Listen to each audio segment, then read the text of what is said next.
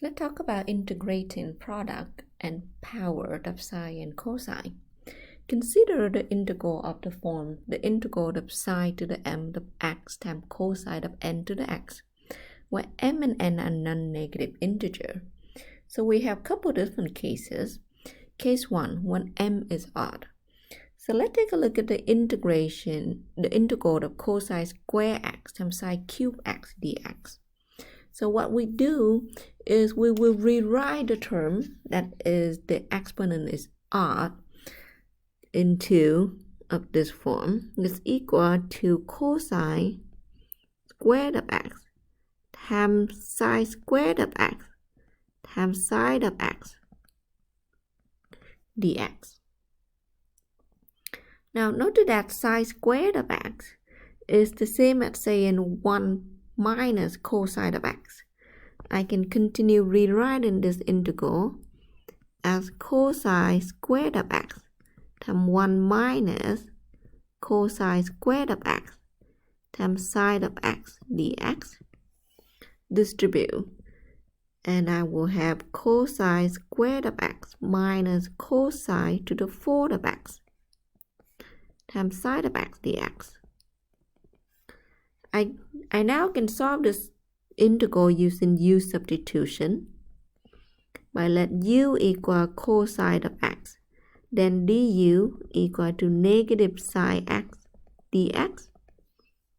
This integral now becomes negative integral of u squared minus u to the 4 du, and that is negative 1/3 u cubed plus 1/5 u to the 5th equal to negative 1/3 cosine of x to the 3rd plus 1/5 cosine to the 5th of x plus a constant c.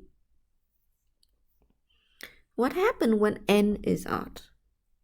When n is odd, I can rewrite this in a way that I have the integral of cosine to the 4th of x times cosine of x dx. Now I will use the identity to rewrite cosine to the 4th. So then I will have 1 minus cosine squared of x square. That I have 1 minus sine squared of x square times cosine of x dx. I go ahead and let u equal sine of x, then du equal cosine of x dx. My integral now becomes the integral of 1 minus u square dx, and that is the integral of 1 minus 2u squared plus u to the 4 du, and that is u minus 2/3 u cubed plus 1/5 u to the 5th, and we plug sine back in. So now we get sine of x minus 2/3 sine to the 3rd of x plus 1/5 sine to the 5th of x plus c. What happens when both m and n are even? Well, if both n and n are even, we can use the property of sine and cosine to reduce the power. So recall sine squared of x is equal 1 minus cosine 2x divided by 2. Cosine squared of x equal 1 plus cosine 2x divided by 2. I can rewrite this integral as the integral of 1 plus cosine 6x divided by 2 dx. This is the integral of 1/2 dx plus 1/2 cosine of 6x dx, and that is 1/2 x plus 1/2 times 1/6 sine of 6x plus c. Simplify this, we have 1/2 x plus 1/12 sine of 6x plus c.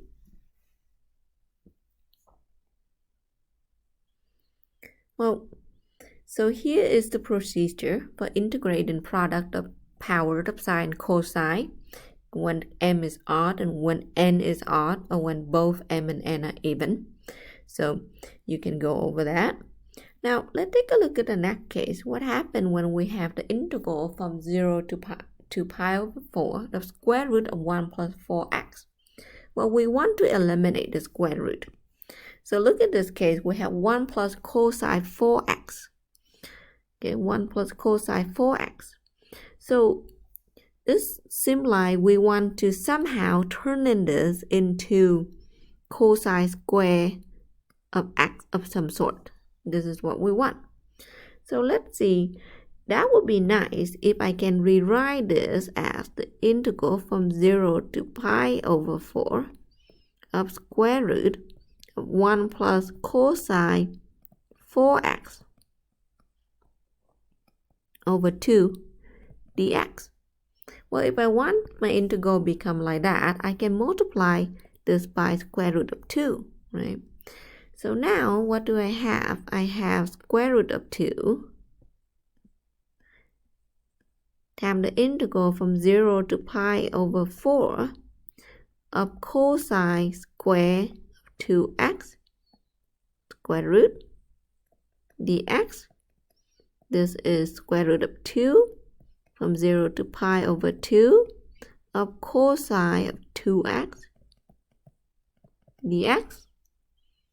And this becomes square root 2 times 1 over 2 sine 2x.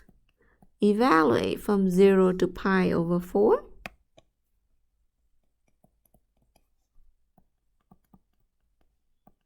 So root 2 over 2 times sine of pi over 4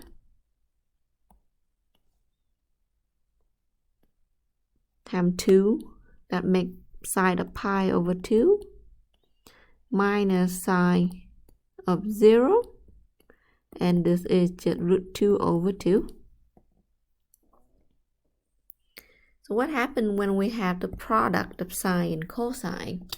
Well, when we have the product of sine and cosine, we will use the product to sum identity to rewrite this as 1/2 times the integral of sine of a plus b, so that ax times cosine of negative 2x, plus cosine of negative 2x dx. Okay. So cosine of negative 2x is the same as cosine of 2x. So I can rewrite this as 1/2 times the integral of sine ax dx plus 1/2 the integral of cosine of 2x dx. So 1/16 cosine, so negative 1/16 cosine of ax plus 1/2